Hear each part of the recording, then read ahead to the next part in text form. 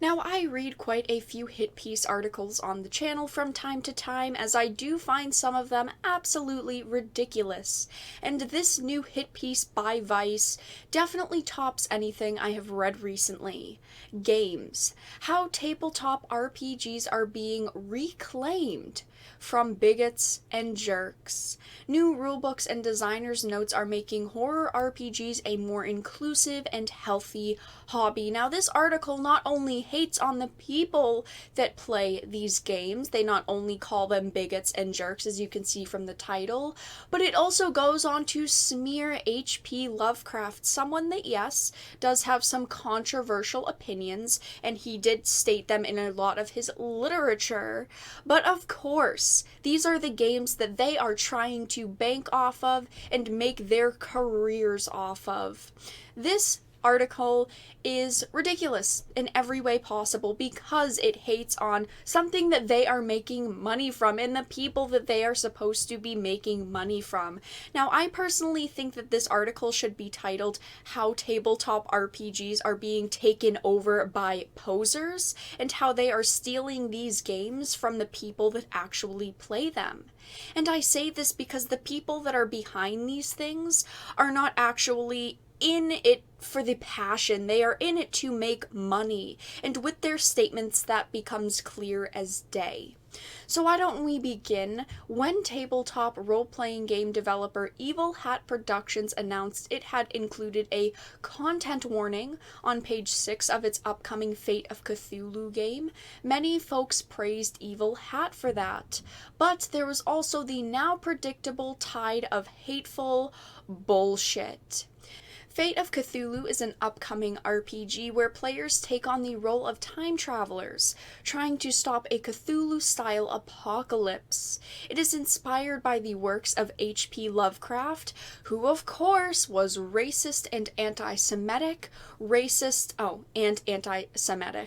Because of that, Evil Hat Productions is publishing a content warning on page 6 of Fate of Cthulhu that calls out the author and highlights the work of writers of color who have re-examined and reinterpreted the writer's work.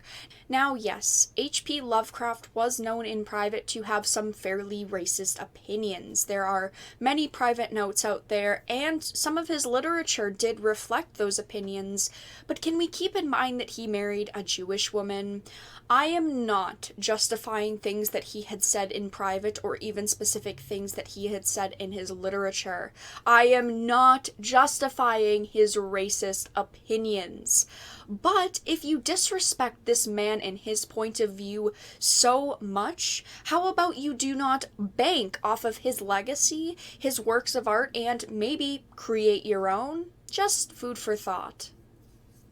Racism and fear of the unknown powered Lovecraft's work. It's not a bug, it's a feature.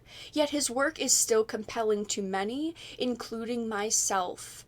The weirder the world gets, the more popular his work becomes. We can acknowledge the fear behind his imagination while also re-examining what came out of it. Now, yes, I do think it is great to take inspiration from some people that have created some amazing products. The thing with H.P. Lovecraft is he has written so many amazing things, putting his point of view aside, that it's hard to ignore it because so many books and shows and products like this are based off of his work. But if you do not like his work so much and his point of view, why don't you just go and create something of your own?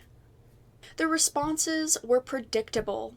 Thousands of people replied to the tweet. Some praised Evil Hat's decision, while others logged on to defend Lovecraft from criticism and heaped scorn on Evil Hat for daring to point out that a racist was racist. Since the predictable edgelords and apologists have now shown up, a quick reminder, if you do not like the politics included in our games, don't buy them. We literally do not want your money. We are committed to diverse and inclusive gaming. We are not perfect, but we're trying. A big problem here is the fact that they are trying to say, well, if you don't like it, don't buy it, yet we really do know that they don't mean that. They still want you to buy their product. My problem is not the fact that they are trying to be diverse and inclusive. I think diversity is important. I think inclusivity is important, but inclusivity by exclusivity does not work. And that's what they want to do. I mean, the title of this article shows that. They are saying that tabletop RPGs are being reclaimed from bigots and jerks. So you are saying, there are bigots and jerks that you do not want to purchase your products. Let's continue reading. Evil Hat is committed to creating games that are welcome and inclusive. So we had an obligation to separate the art from the artist. No one needs to implicitly endorse the bigoted views of H.P. Lovecraft just because they find value in the seeds of the cosmic horror he planted.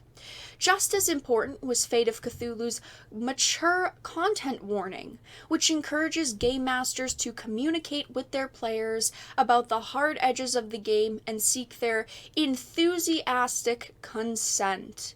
If they do not consent or want to play the game, they most likely will not purchase it. If you are looking at buying the game, the person most likely consents. Now, the biggest problem that I have here is the fact that, of course, they are worried about your consent, and they are making sure that diverse audiences feel welcome while playing the game.